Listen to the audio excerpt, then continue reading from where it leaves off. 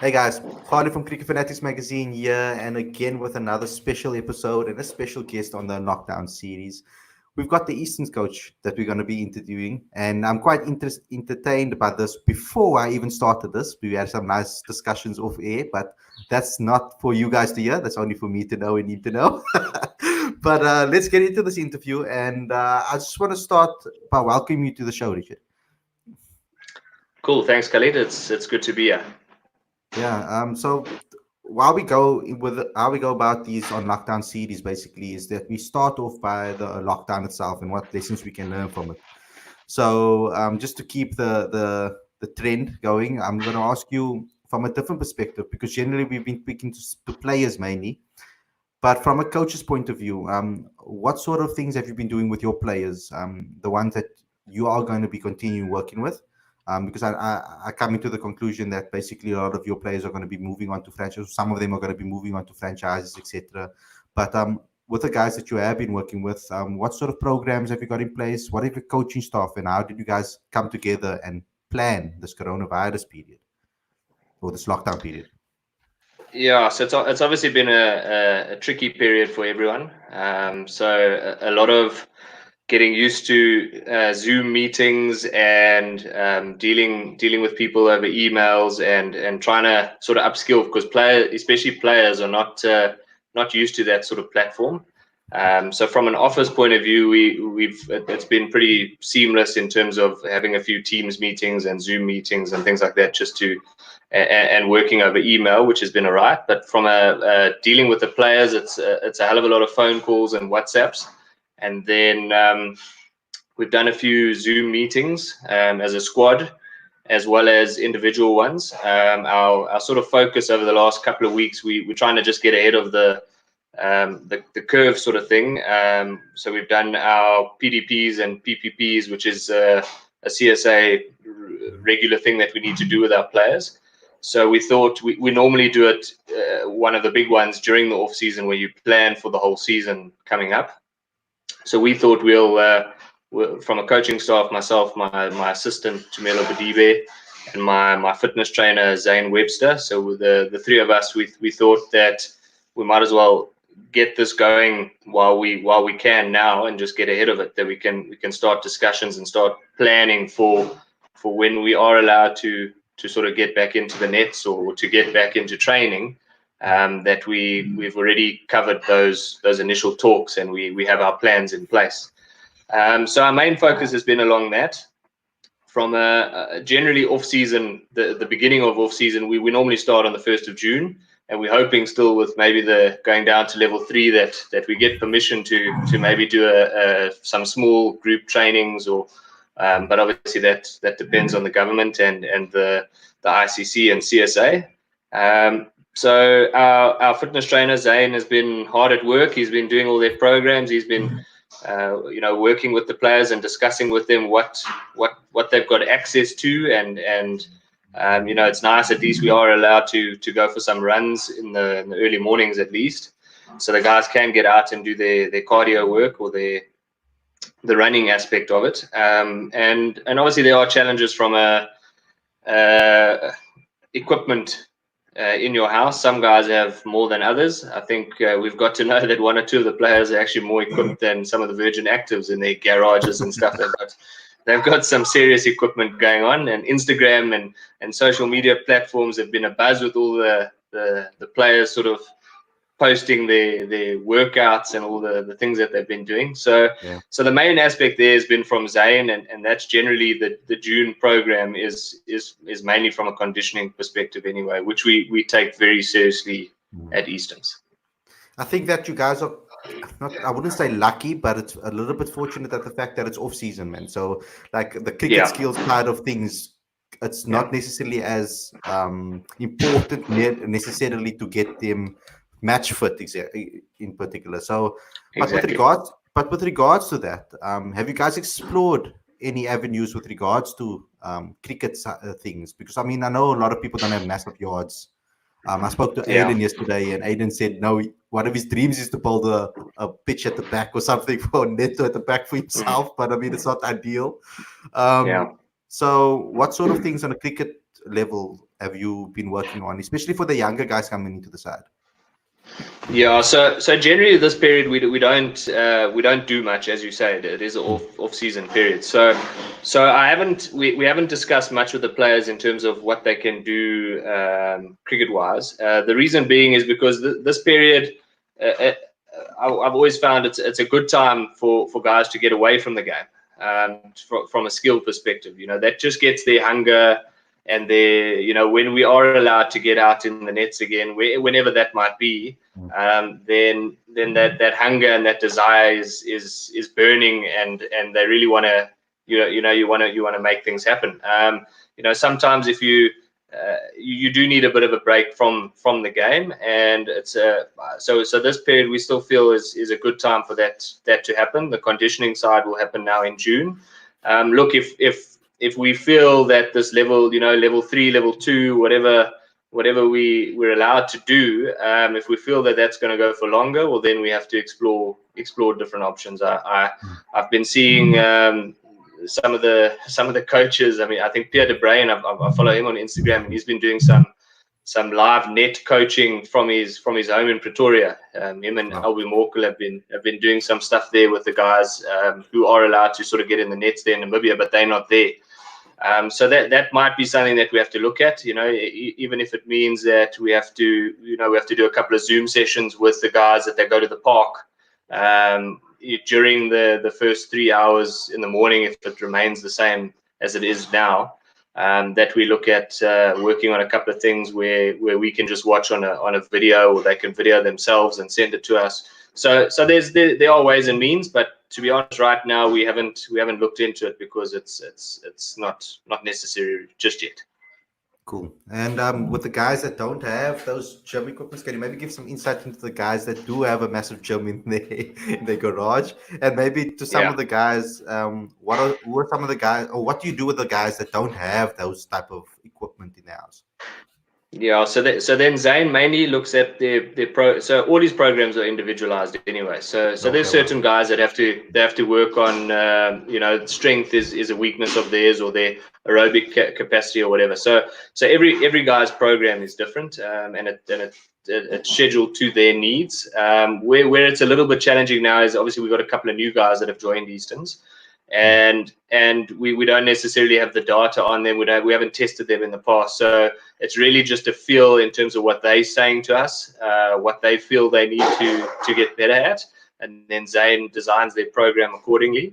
And also a feel from us as coaches. I mean, we've got a few young pups sort of coming through the academy setup and joining us for the first time for off season that we feel we they need to work on their strength, or they need to build their upper body strength in order to hit the ball a little bit harder, or whatever it might be, and then we design that program. So from a coaching staff point of view, I think our communication is very good between, as I say, myself and the trainer and my assistant coach, and we throw ideas around regularly on all our players.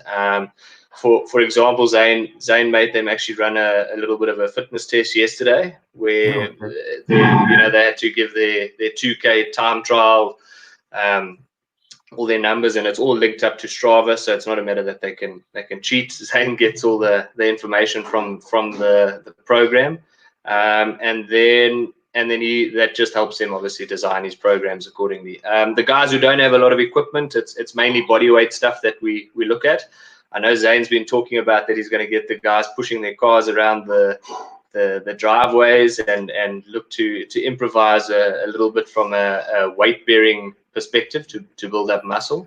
But yeah, he's a very much out of the box thinker, so he'll come up with something, I'm sure, for the boys. That's awesome. Guys, to the guys that have joined in now, get your questions in. We will be asking them a little later, but this is the period where I try to get to know Richard a little better. So let's start with your history and because being a Cricket Fanatics channel, it's all about the fans and fanatics. And I want to know your journey, because majority of the time, people that have started in this industry were fans of the game first. So let's speak about how you got introduced to cricket before you became a player, obviously, and then obviously a coach. Yeah, so I think my sort of family background has always been ball sport orientated. My wife always laughs at me that when I get onto like water or water sports, I'm not the best. But if you add a ball into it, then things look a lot more rosier for me. So yeah, cricket, soccer was actually my first love, and probably still is right up there. Yeah. So any sort of ball sports as a kid, that's if you wanted to find me, I was always outside playing with my brother, with my cousins, and we had sort of test matches and World Cup finals happening in the backyard, as with a lot of kids. So I think my real journey started when I went to Cares in high school. It was a bit of a rude awakening at a local primary school. I was sort of the star in all the sports, and then went to Cares and found myself in the under 14 C team. Used to open the bowling and open the batting in the under 14 C team, but sort of I realized, and I wanted to play higher. I wanted to play in the A side, and I used to watch the A's and B's practice, and I saw that there weren't too many spinners floating around in my age group. So I started my hand at a bit of off spin. Spoke to the C team coach and said I want to try bowl a bit of off spin. Had no idea what I was doing, but found that I had quite decent control. And within the space of about a month, I moved from the C team straight to the A side because they didn't have any spinner in the A side. Oh. So the coach there obviously saw something in me, and then within a year I was picked for the under 15 A side, for Gauteng under 15A. So things happened quite quickly from that perspective. Went from opening the bowling, fancying myself to be Alan Donald, to turning into a spinner. So that was really where my cricket journey started, and then it sort of just kicked on from there. Made all the provincial sides moving up. Captained the Cares first team. Captained our Coke Week side. We went to Coke Week in Pretoria in 2004. And then actually had quite a decent week there with the bat. I bowled quite economically, but I can remember distinctively that I only picked up one wicket in the whole week, but I was very, very economical. So I didn't really fancy my chances of making sort of SA schools, even though we had a decent week, and actually I scored a few runs. But I was fortunate enough to get picked in the SA Colt side, the B side. Mm-hmm.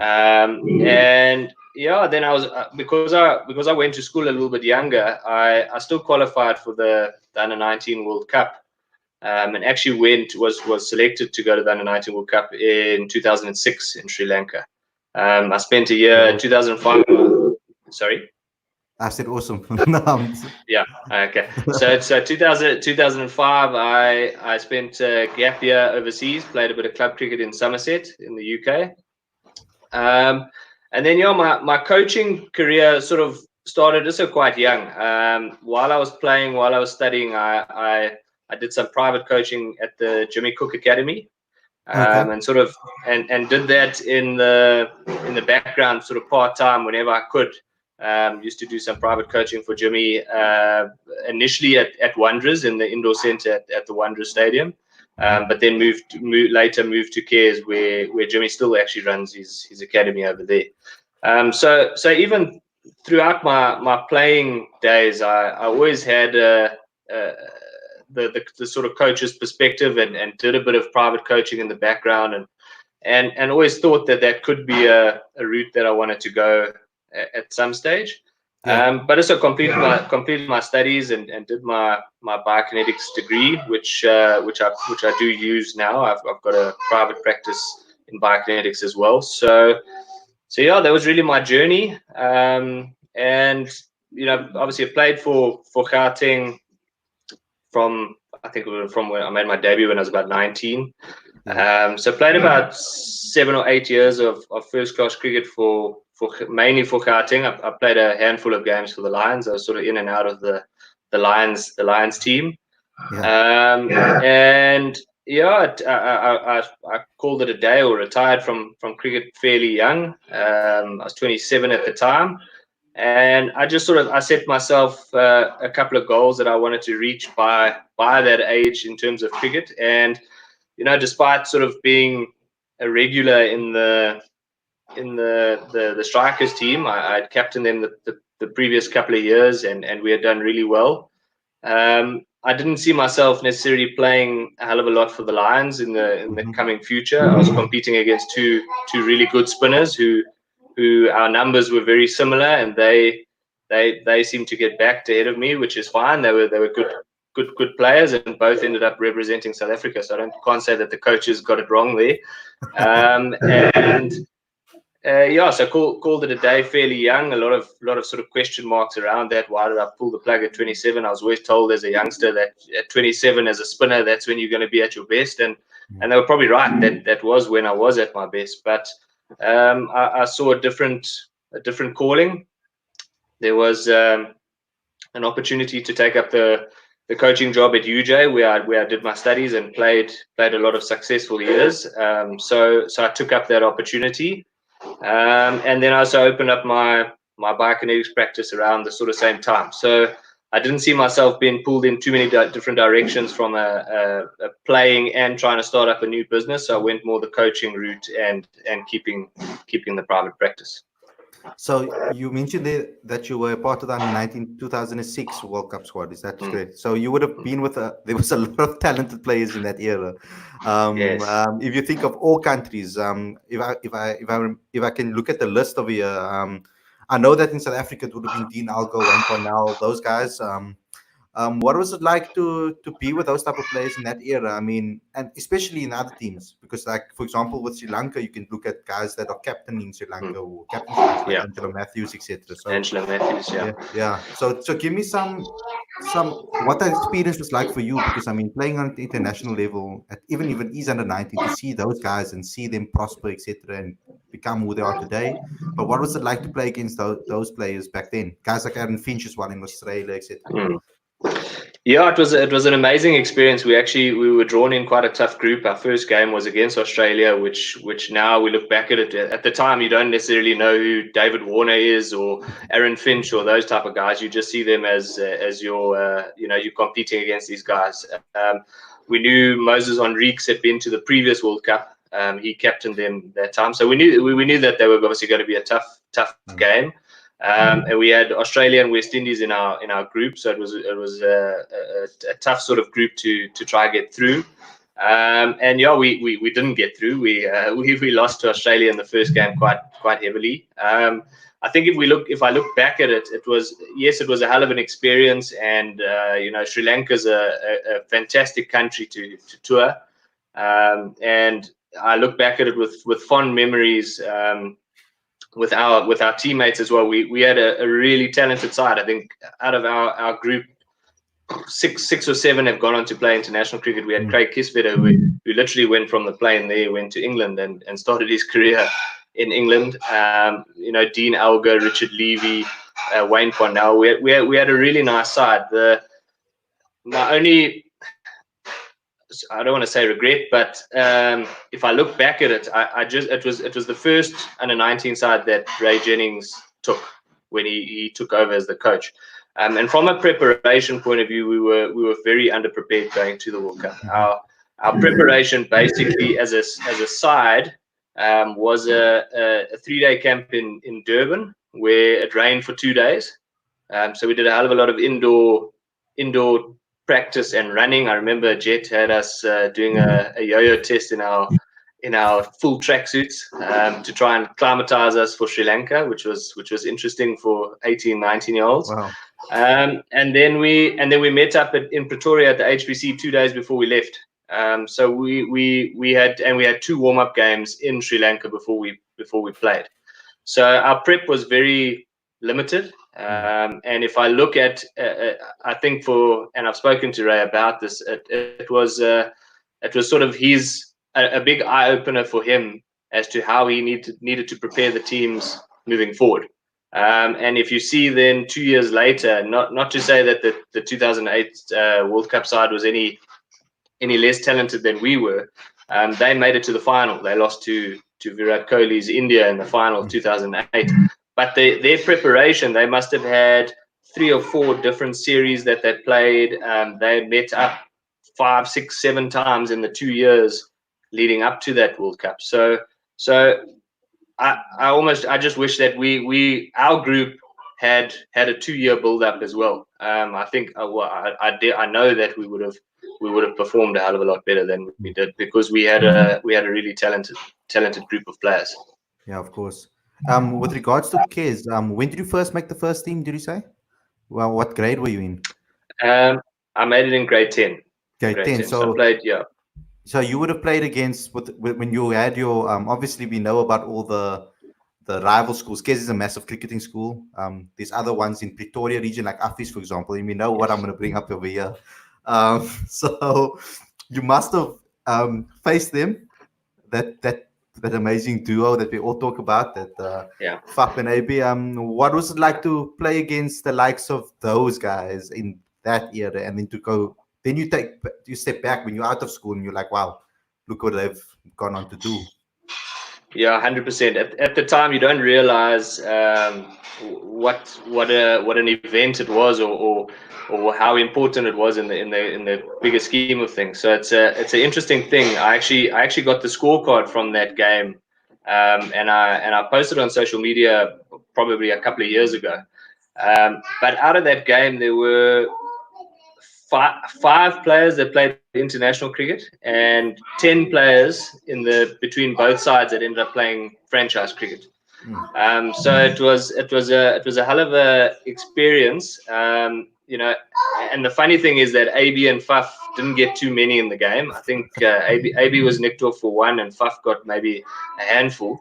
And we thought we were through them, and then we didn't know about this other little guy called Hano Kun, who ended up getting 100 for them. We didn't know who he was. They had other guys like Neil Wagner, who's obviously played for New Zealand, and Heinrich Leroux played a bit of franchise cricket. And then in our so this was my grade 11 year. In our side, we had Dane Villas, we had Vaughan van Jaarsveld, Blake Snyman, Richard Cameron, who all went on to play high level cricket. So it was a hell of a game to be involved in, and to look back. And my sort of claim to fame is we needed 3 or 4 runs to win, and I was batting with the number 11. We were last wicket down. Neil Wagner was bowling, and a typical tail end at the time. I saw my name in the highlights column, and tried to hit him out the ground and skied one. AB was fielding at mid-wicket, and I think it was Heinrich Leroux that was running in from long on. It was his catch. If he had taken it, they won the game. But AB called for it, and running back over his head, he actually dropped it. Oh wow! We ran 2, and then I hit the winning runs off the next ball, and the rest is history. So we actually got one over them there. That's incredible. So, that's going to make you very special as a coach as well, I feel, because we're going to get into your coaching and your coaching journey. Before I get into that, just give me some history on your coaching journey, especially for the guys over here that have joined. Yeah, so as I said, I did a lot of private coaching, one-on-one coaching with the Jimmy Cook Academy for many years, and worked with a lot of various age groups there, all the way from 5, 6 years old through to guys who were playing professional cricket at the time already. From a team perspective, my first real team that I got involved in was UJ. I spent 3 years, three successful years there, where we had produced quite a few good cricketers. I think our recruitment system was quite good there, and the school system in Joburg is quite strong. So we used my links there to recruit some of the better players to the university, and I was quite blessed at the timing of my coaching, because that was when varsity cricket kicked off, when we had the varsity cricket tournament, Varsity Cup cricket.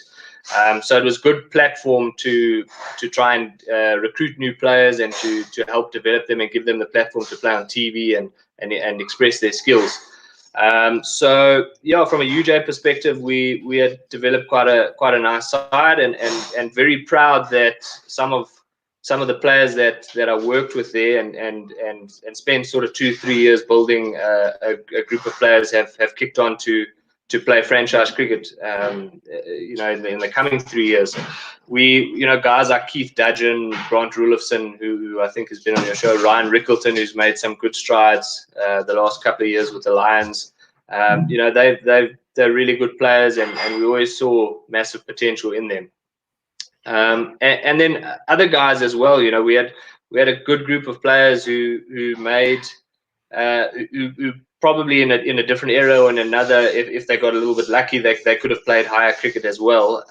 But have got their degrees and are doing nicely in the business world, or so that's always pleasing from a cricket setup point of view, especially at varsity, that you give them that holistic approach with regards to their studies and their cricketing skills. So yeah, I spent 3 years at UJ, and then was fortunate enough to get the opportunity to go across to Eastons. And yeah, I've spent 3 years now with Eastons. So sort of, yeah, still young in my coaching career, but have managed to have a bit of success over the last 6 years, I think, with those two teams. Yeah. So before I get into those accolades, I just want to start with, because being a coach in South Africa is more than just about being a coach. I mean, I'll explain what I mean by that.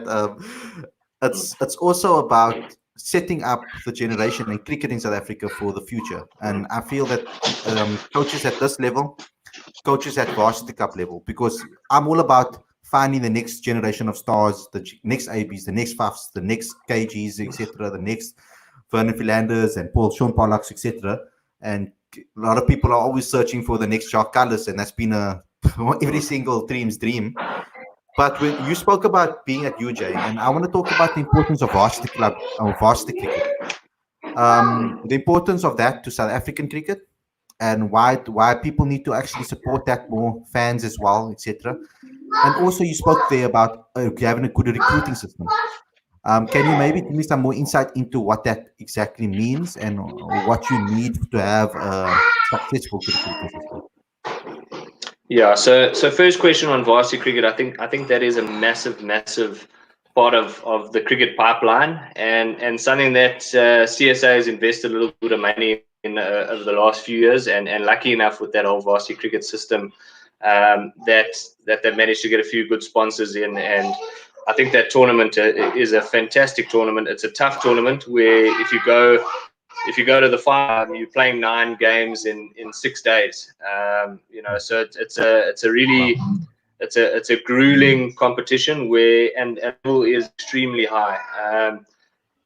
I remember in my first year as coach at that varsity cricket week, it was only a year out of when I finished playing senior provincial level with Gauteng.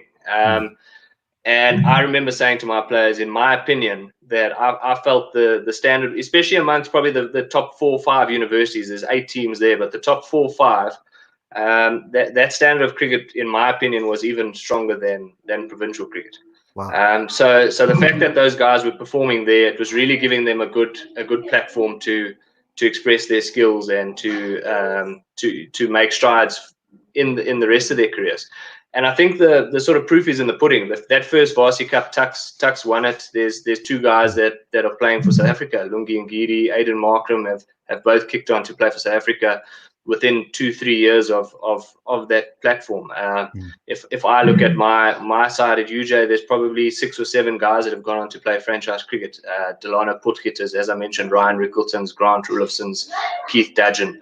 So, if you look back at those and throughout all the universities, that's a major feeder into their provincial setups. And that's, even if I think of Kofsis who maybe didn't perform that well, but they had Corne Dry and Andries Goos who have played franchise cricket and have performed really well at franchise cricket. So the platform and the importance of that varsity cricket is very important in my eyes, and hopefully it continues, and hopefully it gets more exposure and bigger crowds. I think they've got to try and find a way where they can look at different venues as well, because it's been in Potch, and I understand that the facilities there are fantastic, and it makes sense with the sort of varsity fields in the background and the stadium that they've got there. It all works well with the sports village. It's all in close proximity.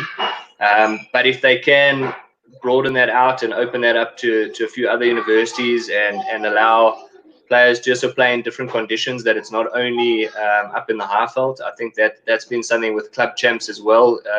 where they've got to look at maybe a different time in the year, taking it down to Cape Town or to Durban, where you get some coastal conditions. So it's not always just up in the high veld. I know it makes sense with the facilities up top here, but also for the exposure for the players to learn how to play on different conditions is so important. And then I forgot what your other question was. Cool. I'll ask it again because I think people would have gotten lost as well. So that's an awesome answer because that gives me a great understanding of the level of cricket, because I think that's very important, is about finding that just before provincial level and getting those people into our system. Because another guy that I know personally is someone like Zubair Hamza, that UWC Yes. was a real big impact on his career. So yeah, he actually beat me in one of the semi-finals. Unfortunately, he played a hell of a knock against us that beat us the one year where we had gone 7 out of 7 in the group stage. We were probably the favourites, and I think we had the best side there. And then we ran into Hamza in the semi-final, and he played a hell of a knock. Yeah, special players that you've dealt with and seen in action. So what I wanted to ask you is, because specifically for semi-pro cricket, this is also very important. With regards to the recruitment system. So when you said you had a good recruiting system, as for example UJ, what makes a good recruiting system basically? Well, I can only speak from my sort of experience with it. I think it's about building good relationships with the coaches at the level that you're trying to recruit from. So for me, I looked at the best, the main production line from a school perspective in Gauteng, in Joburg region. So your Jeppies, your Cares, and Scythians, and try to follow those schools as much as possible, in terms of who's scoring runs, who's taking wickets, and then just trying to find out a little bit more about that individual player. And then we sort of, I used to draw up a list and have this is player A, B, C, and on the roster, because you're not always going to get exactly who you want, but who would be your next best in that role. And for me, more importantly than signing the most skillful player is what character you're signing. Is he going to fit into what you, the philosophy that you have as a coach? What have you built in your team? Is he going to fit into your change room? Does he fit the dynamic of the side? And you can't always, you can't sign 11 Kevin Petersons. That's going to be really hard to manage. But so trying to balance how it's going to fit into your philosophy and how you work as a coach and what you're trying to build. If you speak to any of the players that I've worked with, culture and team dynamic is probably the most important thing. If you build the right backing in the change room, that players are playing for each other and not only for themselves or for their own sort of career, then you're on the right track in terms of what you're trying to build from a team perspective. So my recruitment was a lot around that. Yes, obviously the skill was important, but the character of the player, I needed to get to know what type of player, what type of person am I signing, am I going after. So the only way you can do that is by speaking to a lot of people and speaking to the people that have worked with those players and having a good relationship with them to get the right information. Yeah. So a person that was also very good at that was Ray Jennings. When we spoke to Aiden yesterday, a lot of people don't know that Aiden didn't really do well in the provincial weeks, or didn't get picked into the provincial weeks, and Ray still pushed with him. So checking for that mentality, and it's something that I've tried to do as a journalist as well. When I go to Kai Majolo weeks, I look for the players that have some sort of unknown factor that makes them different. That not just about stats and not just about performances, is something extra about them. Like a guy like Matthew Brzezinski, for example, when I look at him, the fight and the confidence that he has is what makes him actually the better player. It's not necessarily his technique or not necessarily the way he attacks the ball, etc. It's more about that belief in himself to succeed. That makes him a little bit different. I'm just using one example from that I can think off the top of my head. But let's go on to your coaching with Eastons, because I mean, quite a competitive province with regards to other provinces surrounding Eastons as well. You guys have quite a big competition to obviously fend off a lot of other bigger provinces, we could say. But you've been quite successful. So I'm going to say over 12 years, you've won 3 trophies. So last season 2, and then a season before that 1. A phenomenal record for someone that is so young in the industry. Tell me, what is it? What do you think is the key to you building a championship team like you have? Okay, so when I first started at Eastons, it was a tough sort of environment, and we needed to address the sort of off-field stuff first and foremost. We had a bunch of talented individuals who were all pulling in a different direction. So going into my first season, I think we actually lost my first 3, 4, 5 games and hopelessly we were sort of nowhere in the games. And one of my big things I remember saying to one of the other selectors was, we need to change what we're doing off the field in order to get the results on the field. It's not a matter of that the guys lack the talent or the drive or anything like that, but we need to shake a few things up. So I went about it where I ended up leaving out some of our superstars who actually had been performing fairly well. And so it was a tough one because, obviously a lot of questions come back. How can you leave me out? I'm averaging 50 sort of thing, but I needed to get the message across to them. Well, I'm leaving you out because you're actually not playing for the team. You're not contributing to the team. You're playing for yourself.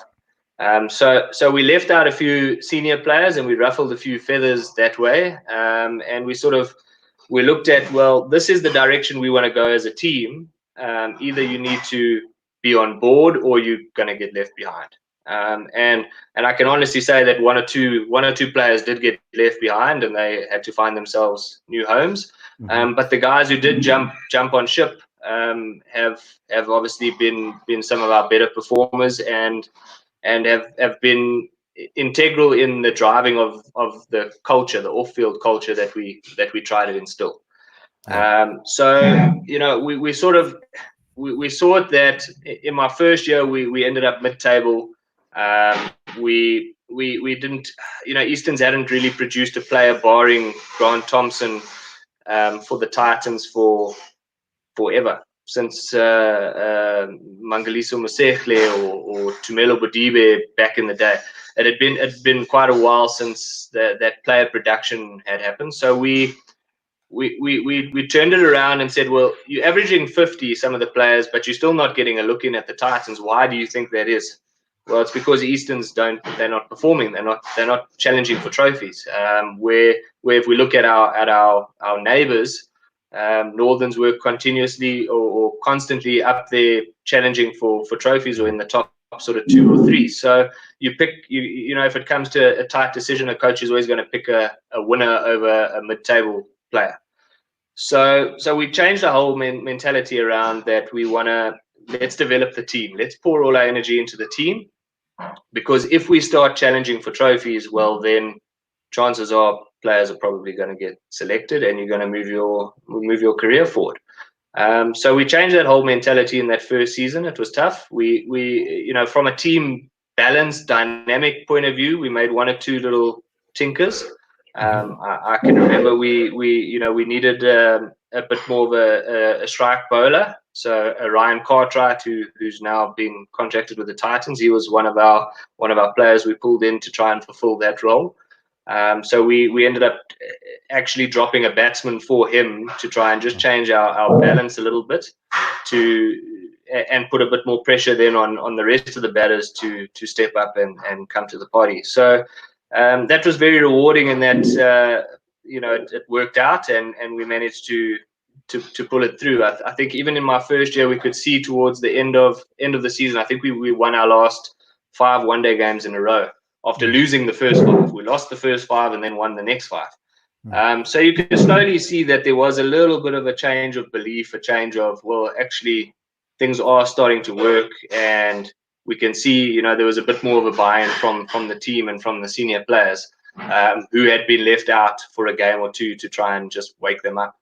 And then one of the big things is our team builders building up into the new season. We spent a lot of time together as a side. We changed a few things within our culture in terms of like developing a team song, developing different aspects to just try and bring us a little bit closer together. On Fridays after training, we used to have a braai together, or we as I say, we love our soccer. So I sometimes say that we're a soccer team with a cricket problem.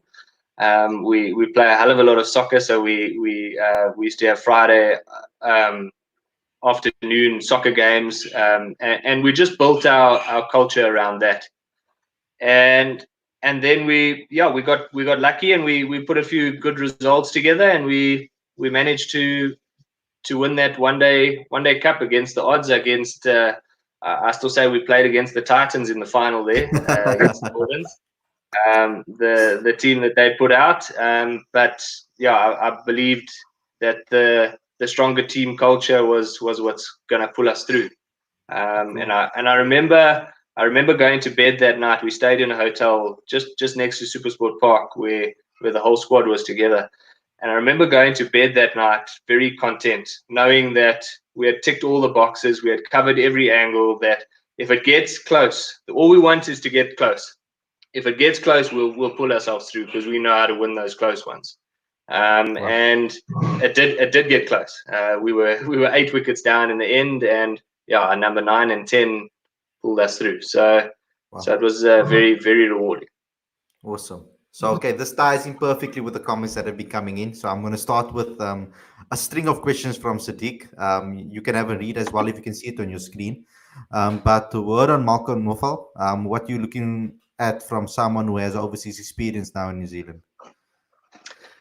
Yeah, so Nofs, when I found out that he was coming back, obviously we had lost quite a few experienced players. Wesley Marshall, who's been a stalwart for Eastons the last few years, in particular from a run scoring perspective. He moved across to the Lions. Wesley Calentianos, who from an Eastons record point of view has scored the most first class runs ever for Eastons. And he's taken a bit of a risk and gone down to the Warriors setup to try and get some franchise opportunity there. So and then also knowing that your Grant Thompson, who's done quite well for us in the past, is not going to be playing much for us. He's captaining the Titans now, so he's not going to be around too often. So and then Agathagalo, who did quite well for us last year, he's pulled the plug. So we lost quite a number of experienced guys in our batting lineup. We got a few young guys, Aaron Fisser coming through the academy, and then we've still got Yuri Snyman, who now has to step up into one of those senior roles. So I just felt from a team perspective that getting a bit of experience, an experienced batter in would benefit the side, and sort of somebody that could come in and hold his own straight away, effectively, not somebody that we want to that we're going to back for 2 or 3 years to develop into a Wesley Marshall, who we are looking at other people like I mentioned Aaron Fisser. So yeah, Malcolm, when I found out that he was coming back from New Zealand, we had a bit of a discussion, and things fell into line. So we went for him and we offered him a contract, and yeah, I'm looking forward to seeing how he's developed his game. I remember him at Gauteng. He was a youngster coming into our side, and we knew he had a bit of potential, but he was a bit hot and cold. So I've obviously followed him a little bit in New Zealand, and we're hoping that he can fulfill that sort of experienced role in our lineup. Yeah, awesome. So I'm going to skip a few because you've answered it actually. So as a coach of provincial team, you're a perfect person to ask about the standard of cricket and mostly pitches. And also, what is your thoughts on this talk of removing franchises and back to provincials only? So yeah, look, obviously being involved at this level, we were hoping, and we felt, especially with our previous side and how well that they did over the last couple of years, that we were ready for franchise cricket. Our side would have pretty much stayed very much the same. Our guys were ready to play franchise cricket. And when they did get picked in the franchises, they all sort of performed. Imran Manak, Wesley Marshall, the list goes on. They all performed when they were selected, which shows that they were ready for it. It wasn't just a backing on potential that we're hoping down the line they'll come good. They walked in and performed straight away. So I think that's a good compliment to our level of cricket at senior provincial, that there are a lot of players, and I can say not all the players, but there's a lot of players playing senior provincial cricket who are ready for franchise cricket, and it's shown when they've got that opportunity. So yeah, I was quite keen on a change, going to 12 for that reason, just to broaden the pool. And to give more opportunity. I was also quite keen to just expand the opportunity from a stadium perspective, from a fan base perspective, where, and it's just my opinion, I think where the franchises have maybe missed a little bit is that your so-called smaller union now has to support the bigger union. So if I use our union, for example, the Titans come and play at Willamore Park. It's there's still a lot of old school Eastons fans in the background that want to see top level cricket for Eastons. It's difficult for them to support the Titans because they sort of see that as a Pretoria brand. And I think even if you look at Cape Town, it's probably fairly similar in the Boerland, as opposed to your Western Province. So I think a brand identity would have been quite good going back to 12. You could have got that that old Benson and Edges feel back to cricket. But obviously, I fully understand that there's financial implications, and there's a whole lot of other things that people in the boardroom need to sort out. It's not for us coaches or players to decide on. But yeah, from a level perspective, I think there's a hell of a lot of talent at senior provincial level, and it's shown not only from us at Eastons stepping up into the Titans when they've performed, but if you look around the country, guys that when they do get opportunity, there's a lot of new names that straight away come into franchise cricket and they perform, which is showing that the level below is doing the right work. Yeah, awesome. So I obviously mentioned earlier on when I said that with regards to youngsters, this next question is about that, where I look for some other aspects with regards to what makes a youngster talented, or not just based on talent. It's also mentality and maturity. So with regards to this, what is the most important things that you look for in a youngster, obviously along with the talent and work ethic? Yeah, so he's got to tick a few boxes, as you say. Work ethic is very important. How he goes about his stuff in the background, how he prepares himself for games. So that's one avenue that you want to tick that box.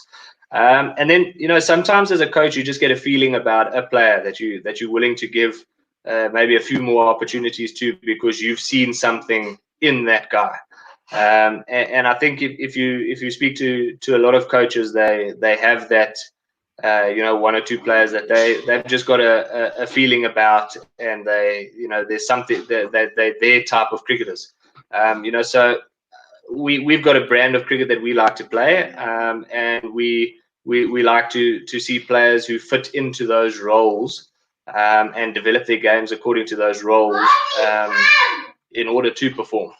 So, but yeah, from a youngster point of view, you want to. I value fifers and hundreds more than anything else. So it really excites me when I see, and it doesn't really matter at what level, but it excites me when batters are scoring hundreds when they're young, and big hundreds. And bowlers who are able to take wickets or break open a game, or to do a specific skill excellently, even if that's in the field. If a guy's got a big arm from the boundary, well, that excites me, because they can perform that role really well and do that within a team, which is can be the difference between winning and losing.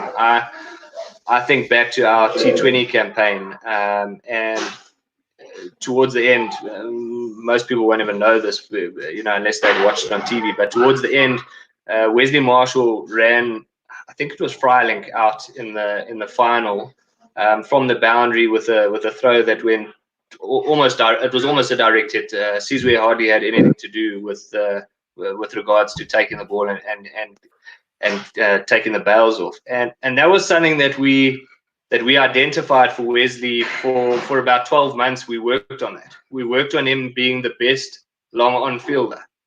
So in T20 cricket, in one-day cricket, from the minute that long on or long off goes out, he went and he runs long on to long on, long on to long on for 20, 25 overs. That was his role. That's what he had to do. And it sort of, whether we're lucky or not, but we prepared for it. And when the pressure was on, he nailed it. Imran Manaki is somebody similar. He had a magical run out from the boundary, and that's the sort of thing that I talk about in terms of trying to be excellent in the role that you're identified for. If you can do that job excellently, well, then you've got a future, because not everyone has to be an opening batsman. Not everyone has to hit the ball over the top. Not everyone has to throw the ball from the boundary. You can be the best slip fielder, and that's where you have to field. So, that's sort of what excites me from young players when we see them being able to fulfill a specific role early on in their career. So before I continue, because you mentioned that you're a big football lover, and from my perspective, I'm seeing a lot of those type of mentalities come through in your kicker coaching. The thought processes of making someone that has a long throw, making sure that he goes on long on, and practices that. Especially, it's almost like similar to how cricket coaches think about coaching their teams and getting their teams ready and match fit. Yeah. Who do you support from a cricketing perspective, or from a football perspective in the Premier League? So I'm a massive Man United fan. I knew it. I knew it. That's brilliant. I was hoping for it, because the way you were speaking about youngsters and the way you were speaking about development and looking for qualities in players that are beyond just this, it's Fergie like, and that was going off in my head, and I was hoping that you were gonna say that, because otherwise I would have just enforced Fergie's philosophy on you. So actually, the first 35-day lockdown period, I actually I did a football shirt challenge. So that's how many Man United shirts I actually have. I probably could have gone a little bit longer, but I did a 35-day football challenge, and every day I tagged the Man United Instagram post, and they had a hashtag thing, United at home. So I had that for 35 days, and I thought I saw, every couple of days they were putting a few things up saying United at home with a few fans. I thought surely after 35 days these guys are gonna see one of mine, surely. And a few days later, I got tagged by Ryan Canning, who, I don't know if you remember, he used to play for the Cobras. He lives in the UK now. On Twitter, he tagged me and said eventually they saw it. And funny enough, they actually put one of my pics up. So I got tagged by Man United. So that's my little claim to fame from a United perspective. That's brilliant, because I'm a massive United fan too. This whole journalist thing for me, or digital publication, started with me with my own publication called United Fanatics. So that's where I started this. I had a digital magazine on Manchester United in the App Store and Google Play Store. I still have the Facebook page running, but I'm not as active on there now as cricket. But that's where it started for me. So I'm a massive United fan. Ravi in the comment section is probably beaming, because he's also a massive United fan. So this is awesome. I think this conversation. I'm trying to read some of the comments. Yeah, so I think this conversation is going to go in a great turn. Let's just continue a little bit with cricket. So, another awesome question is, as a coach, semi-pro team, what is the most important for you, winning or developing players for franchise and higher honors? So you've touched on it a little bit, but maybe you can expand. Yeah, I think that works hand in hand, to be honest. So, I think sometimes it becomes a bit of a cop-out for coaches where they can say, my role is to develop players, so results don't matter.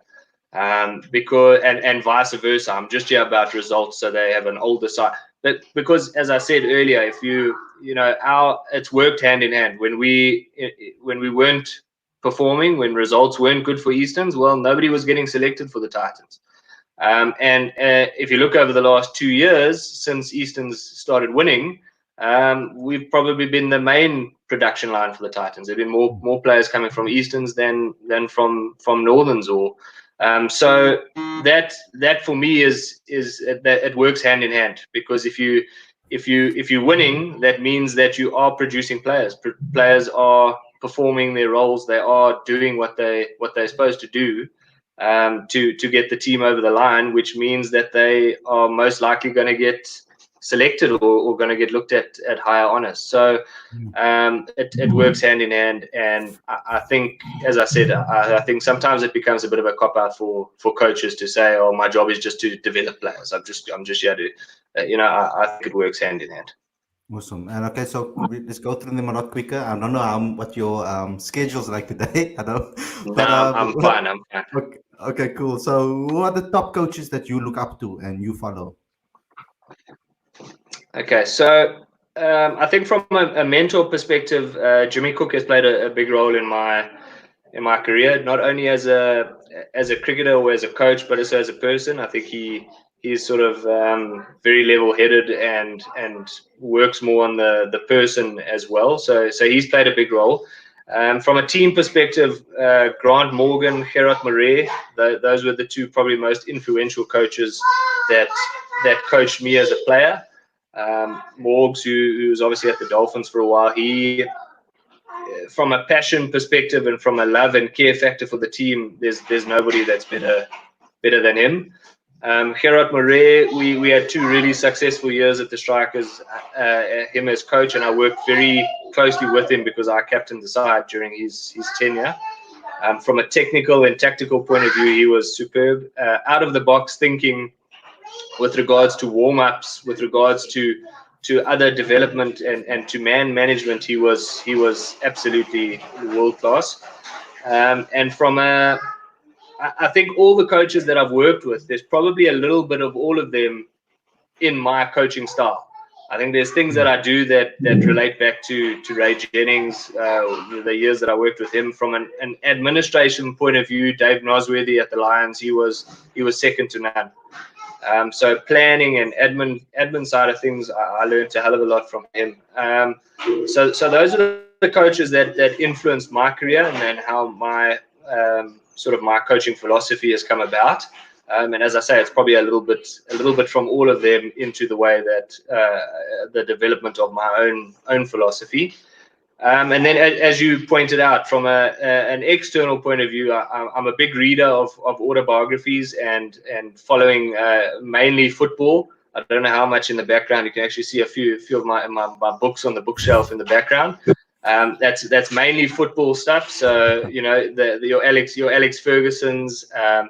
I hate to say it, I actually read Jurgen Klopp's book, and it's actually it's not a bad read. But as I say, I hate to say it, I'm a little bit caught. Yeah, a little bit caught into whether the Premier League needs to restart or if we should just call it null and void so that Liverpool don't get another trophy. But we'll leave that for another discussion.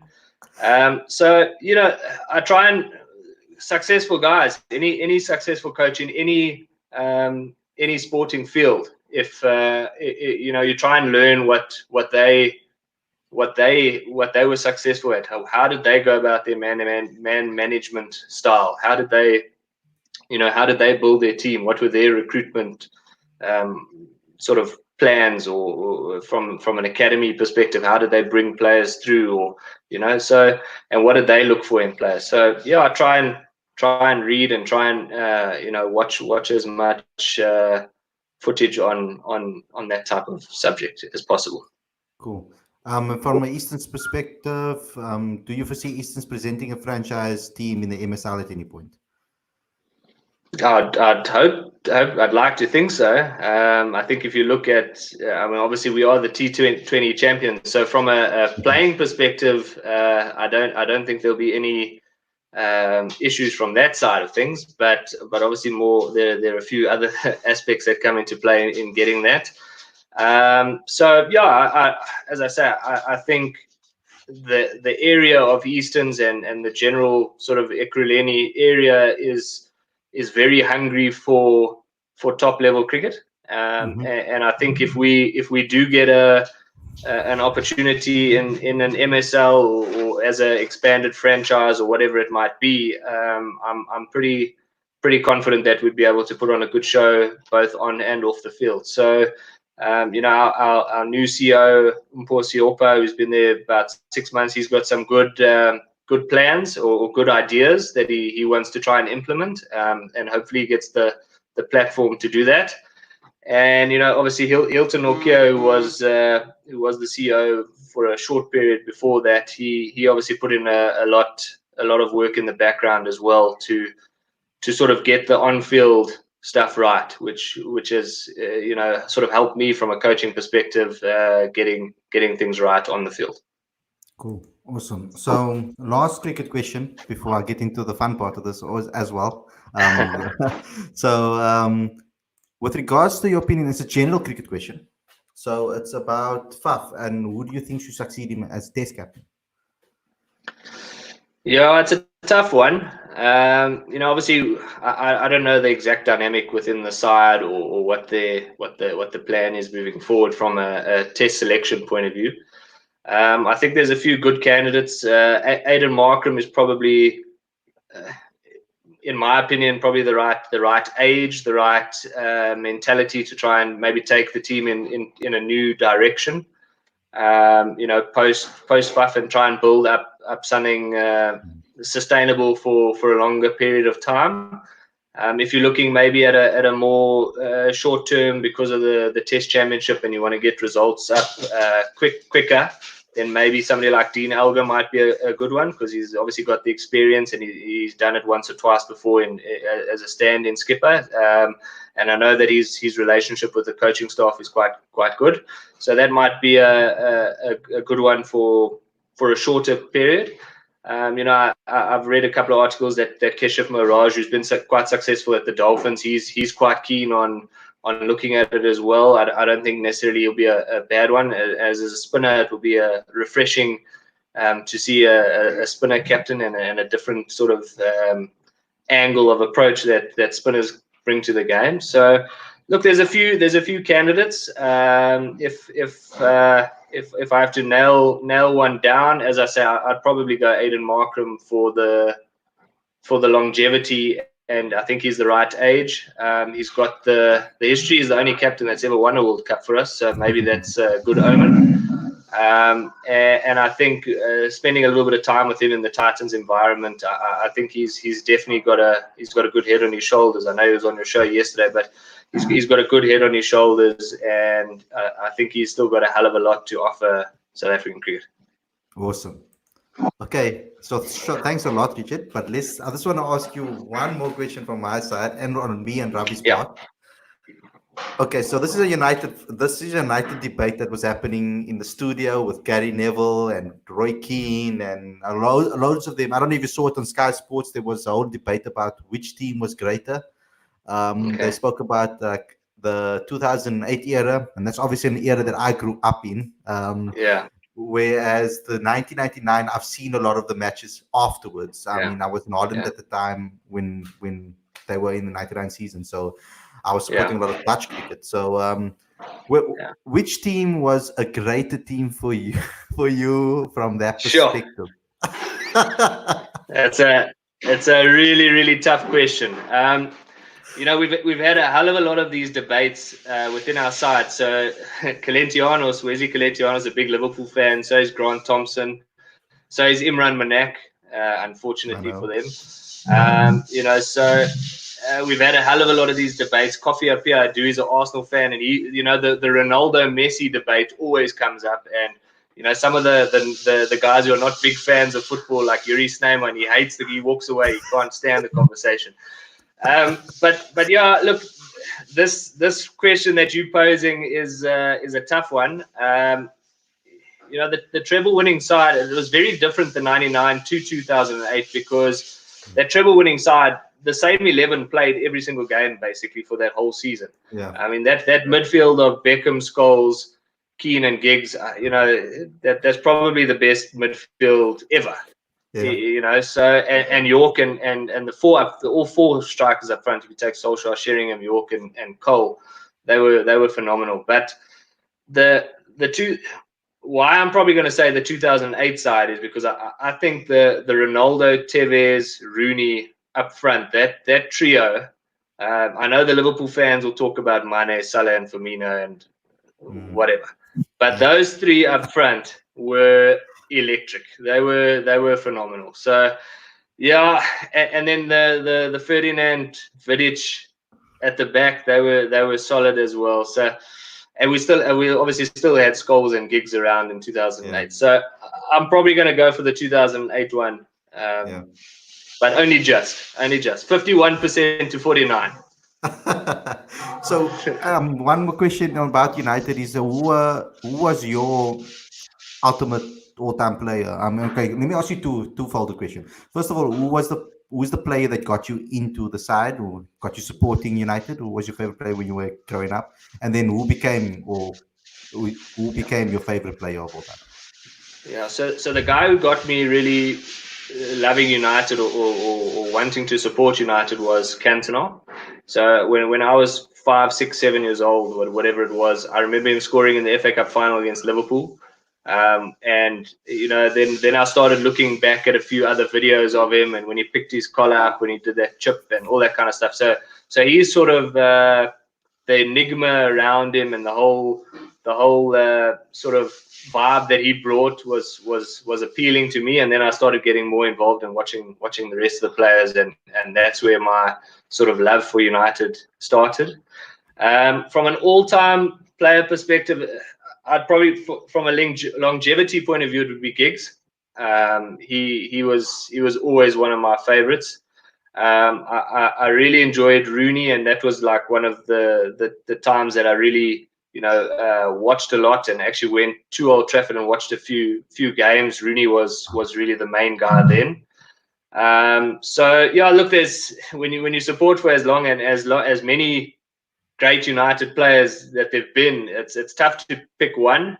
As I say, Cantona was definitely the first one, and then Giggs, Scholes, and Rooney, I'd say, are probably my other three. Awesome.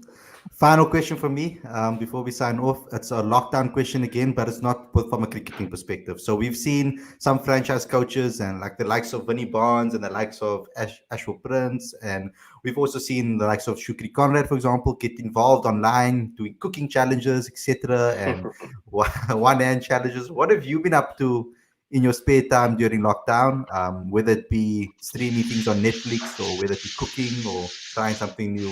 What have you been up to? Yeah, look, I've got a 3-year-old at home, so the main thing that I've been doing is running around after him and trying to keep him busy. Yeah, he was making a bit of noise in the background. So that's really been my main thing. And look, the first 35 days, the first 40 days, actually went by quite quickly for me, and I actually really enjoyed the time at home, because you don't often get that, and I don't think we'll ever get it again in our lives. But especially the life that I live, it is very, very busy. I'm at Eastons in the morning. We train hard. We do our thing. I've got my biokinetics practice that I sometimes at in the afternoons. So from 7 till 7, just about every day, I'm out of the house, and then you try and spend a little bit of time with the little guy on the weekends when we don't have games. So it was quite a lack of time to be at home and just spend time with him. Look, it's getting a little bit long now. It's getting a bit tough, but and to try and find new things to keep him busy with is quite tough. I've watched a hell of a lot of Bubble Guppies and Peppa Pig and all those type of things on TV. Gone are the days of watching the debates of Gary Neville and Roy Keane. I'm watching cartoons now. So that's probably been the main thing that has kept me busy. I've also tried to stay quite active and do a little bit of gym work at my house and do a few runs. I've lapped the complex that I live in a few times during those initial days. At least we can get out now. But yeah, look, it's not, cooking is not for me, so you're not going to see me doing the cooking challenge like Shukri and Vinny. That's not for me. My wife is the expert in the kitchen, and I'm happy to keep it that way. So yeah, I mean, I can honestly say that my pool has never been cleaner. I've been cleaning my 3-4 times a day. My pool's getting clean. So yeah, everything at home, fixing a couple of things in the house.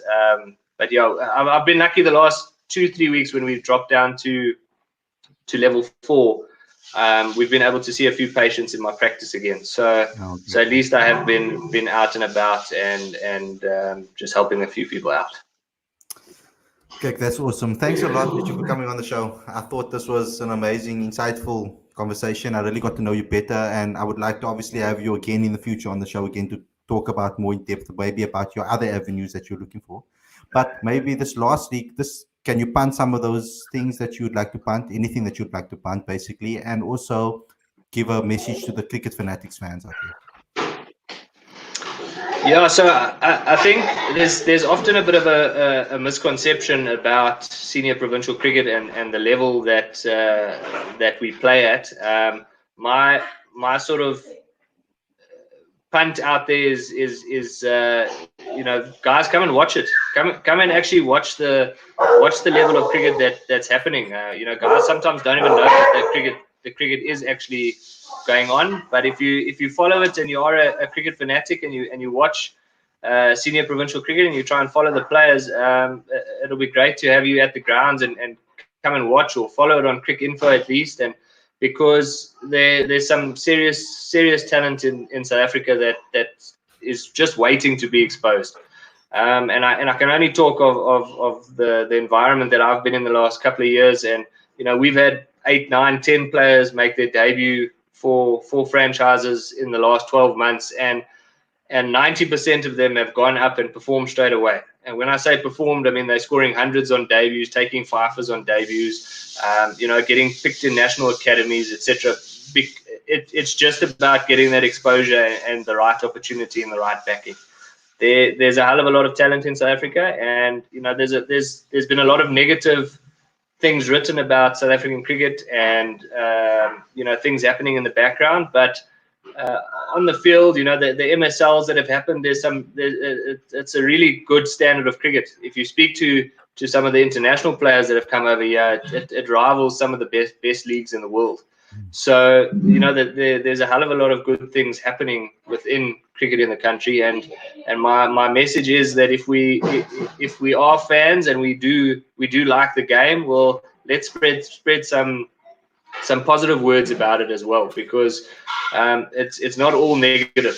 We sometimes follow things on social media or whatever, and we only see the bad things, but we tend to miss the good things, and there's a hell of a lot of good that's also happening within South African cricket. Thanks a lot, Richard. That was amazing. Thanks a lot for coming on the show, and to your family, hope they stay safe. Your kid, I hope you stay safe, and you yourself, and all your players, etc., and everybody that's connected to you. So, good luck with the rest of your for the lockdown and beyond that. And I'll chat to you again soon. Thank you very much. It's been a pleasure. Thank you. Thank you.